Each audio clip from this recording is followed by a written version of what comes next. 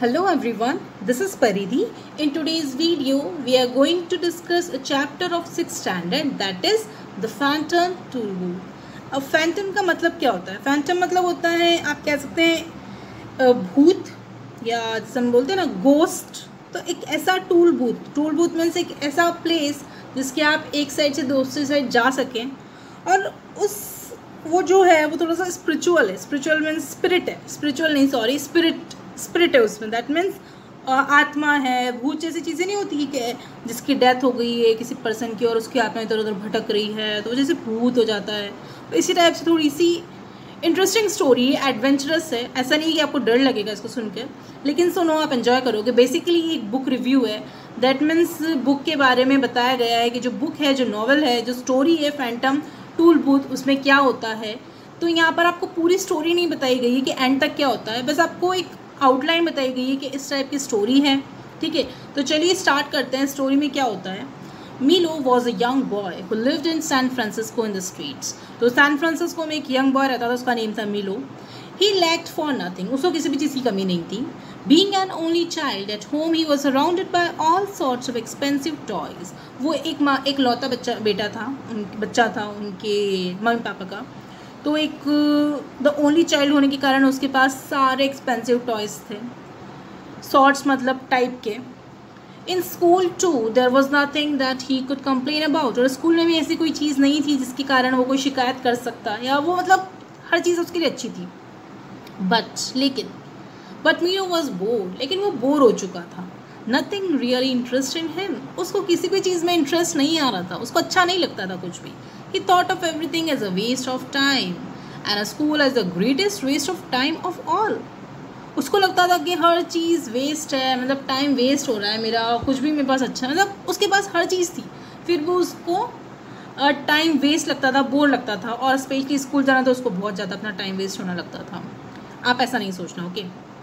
Poor मिलो, there is nothing for me to do, nowhere I would care to go, and hardly anything worth seeing, he thought.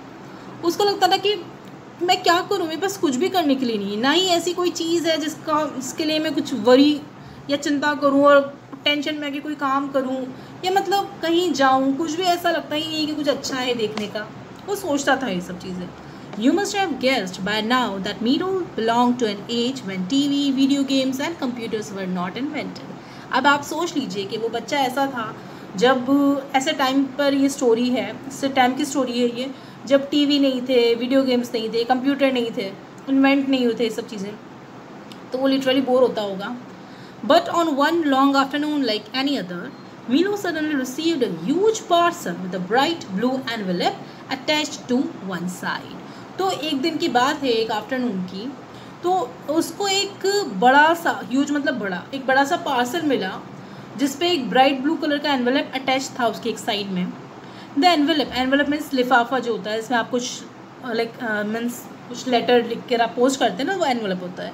The envelope was address to him, और envelope उसी के लिए था। For Milo who has plenty of time, और उस पर लिखा था मीलो के लिए, दैट मीन्स उस लड़की के लिए, मीलो के लिए जिसके पास बहुत सारा टाइम है। प्लेंटी ऑफ टाइम मीन्स बहुत सारा time. Wouldn't you be surprised if something like this happened to you? So was Milo.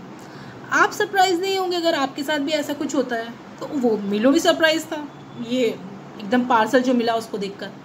I don't think it's my birthday, he puzzle means एकदम कन्फ्यूज हो जाना। उसने सोचा मेरा बर्थडे तो नहीं है। And Christmas must be months away and I haven't been outstandingly good और इवन गुड एट ऑल। तो उसने सोचा कि ना मेरा बर्थडे है, क्रिसमस अभी आने में टाइम है और मैं इतना अच्छा भी नहीं हूँ कि कोई मुझे गिफ्ट देगा। Milo was an honest boy, वो ऑनेस्ट था, ईमानदार था। So he admitted the last bit to himself, he couldn't return the parcel. तो उसने लास्ट में सोचा कि मैं क्या करूँ, उसको समझ नहीं आ रहा था।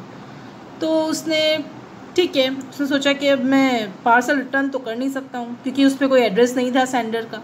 जिसने एड्रेस भेजा था, मीन्स सॉरी, जो लेटर भेजता है ना वो सेंडर होता है, या जो पार्सल या कुछ भी चीज़ भेजता है, तो उस सेंडर का एड्रेस नहीं था।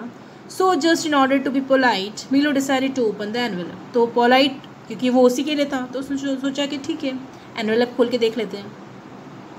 One genuine turnpike toll booth, it was written inside. एक जेनाइन जेनाइन टर्नपाइक, टर्नपाइक मतलब होता है एक ऐसा टोल गेट जो एक जगह फिक्स होता है, मीन्स इसके आर पार आप जा सको। तो एक ऐसा ही टूल बूथ था, एक ऐसा गेट था जिसके आर पार आप जा सको।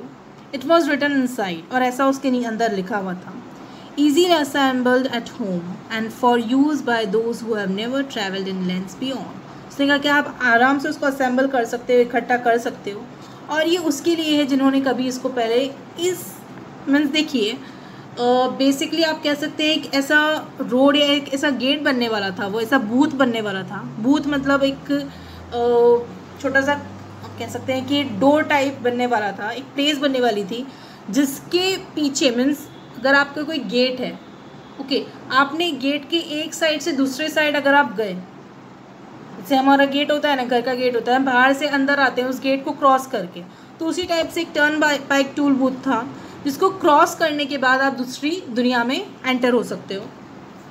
तो उसमें लिखा था कि इसको आप इजीली असेंबल मीन्स इजीली बना सकते हो, इस गेट को जो चीज़ें हैं उसके यूज़ से आप बना सकते हो अच्छे से इजीली। और ये उनके लिए जो कभी इसके पीछे की जो दुनिया है, इसको पार करने के बाद जो दुनिया है उसमें कोई नहीं गया, तो उनके लिए है। लाइक यू, मिलो was also interact by the words. तो जैसे आप कंफ्यूज हो रहे हो ना कि क्या मतलब है, तो इसी तरह मिलो को भी कन्फ्यूजन हुआ। लैंड्स बियॉन्ड, तो इसके पीछे कैसी दुनिया है। There was also list of the contents of the parcel, और पार्सल में जो कंटेंट्स थे, जो चीज़ें थी, उसकी भी लिस्ट थी। उसमें क्या क्या कंटेंट्स देखते हैं। First, 1 genuine turnpike toll booth to be erected according to directions. तो एक टर्नपाइक टूल बूथ था जिसको आप डायरेक्शन के हिसाब से, जो डायरेक्शंस दिए गए थे उसके हिसाब से आप उसको जोड़ सकते हैं, मीन्स बना सकते हैं। 3 प्रिकॉशनरी साइंस, और 3 साइंस थे, मीन्स उसमें प्रिकॉशनरी किस चीज़ का आपको प्रिकॉशनरी लेना है वो चीज़ बताई गई थी। To be use in precautionary fashion, और आपको प्रिकॉशन रखते हुए इन चीज़ों को यूज़ करना था। Assorted coins for use in paying tools, तो टूल्स पर आपको पे करने के लिए कुछ कॉइन्स थे।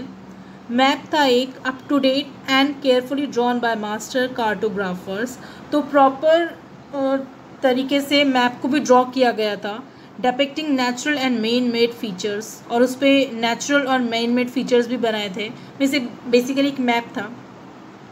1 book of rules and traffic regulations, एक ऐसी बुक थी जिसमें रूल्स और ट्रैफिक रेगुलेशंस लिखे गए थे उस सड़क पे जाने के लिए, उस रोड पे जाने के लिए। विच मे नॉट बी बेंट और ब्रोकन, जिसको आप ना अपने हिसाब से चेंज कर सकते हो, ना ही उन रूल्स को आप तोड़ सकते हो। And in a smaller letter at the bottom it concluded, results are not guaranteed, but if not perfectly satisfied, your wasted time will be refunded। उसमें लिखा था कि रिजल्ट्स का गारंटी नहीं है कि आपको इस लैंड पे जाने के बाद कैसा लगे, लेकिन अगर परफेक्टली आप सेटिस्फैक्शन आपको नहीं मिलता, अगर आपको अच्छा नहीं लगता है, तो आपको जो टाइम है वो आपको वापस दे दिया जाएगा। दैट मीन्स आप अगर इस टूल बूथ के थ्रू एंटर करते हैं न्यू लैंड में, तो अगर आपको सेटिस्फैक्शन नहीं मिला, अगर आपको अच्छा नहीं लगा, तो जो भी टाइम आपका इसमें जाएगा वो आपको वापस से दे दिया जाएगा, तो आप प्रेजेंट में आ जाएंगे। Because Milo had nothing else to do, he followed the directions and erected the toll booth. क्योंकि मिलो के पास कुछ ऐसा नहीं था करने के लिए, तो उसने डायरेक्शन को फॉलो किया और टूल बूथ को बनाया। It was a proper booth with windows and a roof and a coin box, एक प्रॉपर बूथ था जिसमें विंडोज़ थी, रूफ थी, कॉइन बॉक्स था। बट व्हाट्स द यूज़, लेकिन यूज़ क्या था। Thought Milo, there was no highway attach to the booth. Booth means आपने कभी आप जैसे कहीं एक जगह से दूसरी जगह जाते हैं तो आपको टूल बूथ मिलता है ना, बूथ मिलते हैं ना जहाँ आपको पे करना होता है अमाउंट, फिर आप आगे बढ़ते हैं, तो उसी टाइप से बूथ था।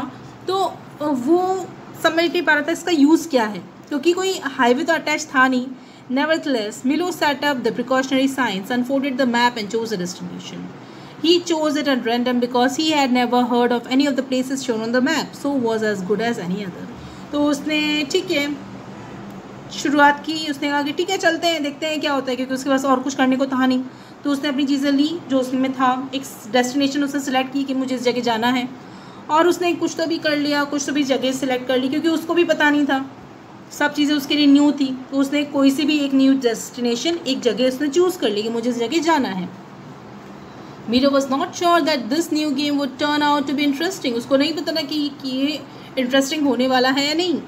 However, he sat in his toy car. तो उस अपनी जो टॉय कार थी उसमें वो बैठा. अप्रोच द बूथ तक गया. Paid the toll with the coins, और कॉइन्स पे करके उसने वहाँ का जो टैक्स था, टोल था, वो पे किया. Drove past the toll booth, और उसके आगे बढ़ गया. But when he look back, oh wonder of wonders, the toll booth had disappeared along with Milo's room and even his house. और जैसे ही वो उस टोल बूथ को उसने पार किया, वैसे ही जैसे उसने पीछे देखा तो वो शॉक हो गया. वो टूल बूथ भी नहीं था, और यहाँ तक कि मीलो का रूम, उसका घर, कुछ भी नहीं था. He found himself speeding down on the highway into an unknown territory, और एक टेरिटरी जिसको वो नहीं जानता था उसमें वो आगे बढ़ता जा रहा था स्पीड में. What happened next in the story of Normal Justice novel, The Phantom Tool Booth? तो इसके आगे क्या होता है? जो स्टोरी है, जो नॉवल है द फैंटम टूल बूथ, जिसको नॉर्मन जस्टर ने लिखा है, उसके आगे क्या होता है, उसके बाद क्या होता है जब वो स्पीड में उसकी कार जाती है आगे. Though Milo didn't know it then, he had begun his journey in the land of expectations. वो जानता नहीं था कुछ भी, लेकिन फिर भी उसने उस जर्नी को, जिसको वो नहीं जानता था, अपनी एक्सपेक्टेशंस की जो लैंड थी, जो इच्छाएं पूरी करने की लैंड थी, जो एकदम न्यू थी उसके लिए, उसने अपनी जर्नी स्टार्ट तो कर दी थी. He was in the kingdom of wisdom. अब वो विजडम के किंगडम में था. He had many adventures there. उसके कई सारे उसको एडवेंचर्स देखने को मिले, नई नई चीज़ें उसके साथ हुई. He had to rescue the princess Rhyme and Reason from castles of air. उसको जो कासल में आप कह सकते हैं कि जो बड़े बड़े कासल्स होते हैं ना, किंगडम टाइप होते हैं वो, तो वहाँ से, एयर की कासल से, उसकी किंगडम में से उसको प्रिंसेस राइम और रीज़न को, ये नेम से प्रिंसेस के, राइम एंड रीज़न, उनको निकालना था एयर के कासल में से. Was he successful in his mission? क्या वो अपने मिशन में सक्सेस होता है? Who were the strange people and creatures he met there? वो कौन strange people और creature थे जिनसे वो मिला? What happened to the tool booth? उस tool booth का क्या हुआ? Did Milo see it again? क्या उसने वापस से उस tool booth को देखा? Did Milo find his life interesting later on? क्या मिलो को अपनी लाइफ इंटरेस्टिंग लगने लगी? You must read the novel to find it out. और इन सब के आंसर्स आपको फाइंड करने के लिए नॉवल पढ़ना पड़ेगा. The novel The Phantom Tool Booth was written more than 50 years ago, but it continues to be a classic of children's literature. ये जो नॉवल है वो 50 years पहले लिखा गया था, लेकिन आज भी बच्चों को बहुत अच्छा लगता है. It is a fantasy, but it has an important message for children all over the world. ये फैंटेसी है. फैंटेसी मीन्स मन से बनाई गई कहानी है, ये रियल नहीं है, लेकिन फिर भी बच्चों को काफ़ी इंपॉर्टेंट मैसेज मिलता है इससे. It has helped them to look at their schools and studies in a new light. और इसको पढ़ने के बाद बच्चों को उनके स्कूल स्टडीज़ को एक नई तरीके से देखने में हेल्प मिलती है. मीलो मैट, अब देखिए वो जो स्टोरी थी उसका एक छोटा सा पार्ट है. Milo met the Lethargarians when he was in doldrums. Lethargarians का मतलब होता है ऐसे क्रिएचर्स जो थोड़े से लिक्विड होते हैं, और वो क्या होता है, अपने आप को डबल ट्रिपल कर सकते हैं, मीन्स मल्टीपल तरीके से अपने आप को फैला सकते हैं. छोटे छोटे ऐसे क्रिएचर्स होते हैं अजीब तरीके से, स्टिकी चिपचिपे से, और वो ऐसे लिक्विड से होते हैं जो अपने आप को डिवाइड कर लेते हैं. तो डोलड्रम्स का मतलब होता है एक ऐसी स्टेट जब वो डिप्रेस होते हैं, एकदम दुखी होते हैं.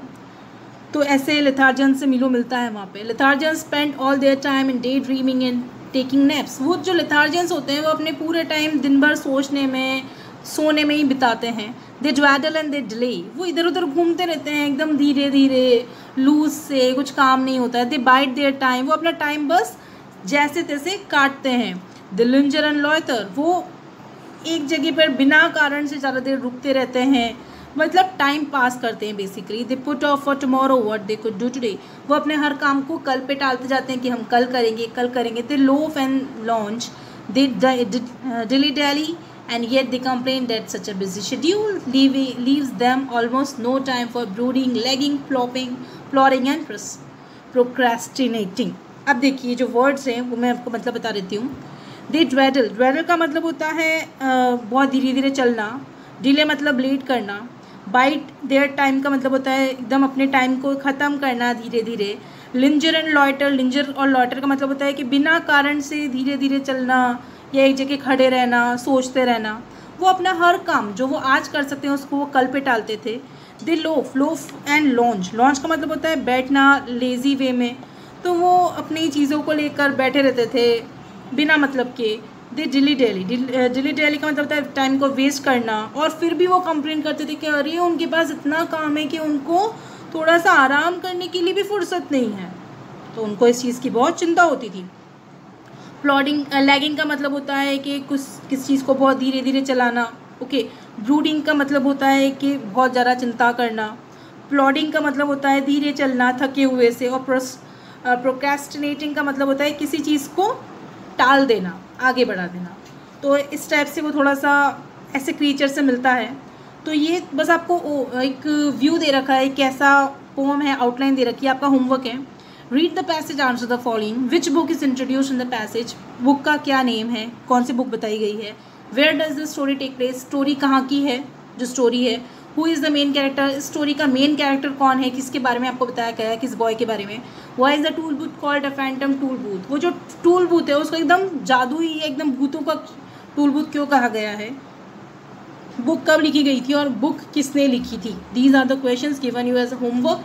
आई होप आज का वीडियो आपको समझ में आया होगा। In case of any doubt और difficulty feel free to ask me. Okay then, take care, stay safe.